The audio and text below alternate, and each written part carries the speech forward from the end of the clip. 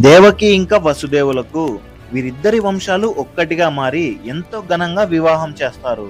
మధురా నగరం మొత్తం వీళ్ళిద్దరి వివాహంతో ఒక పండుగ వాతావరణం ఏర్పడింది. స్వయంగా కంసుడే తన చెల్లిని ఇంకా అతని బావని రథానికి రథసారథిగా మారి మధురా వీధులు మొత్తం ఊరేగిస్తున్నాడు.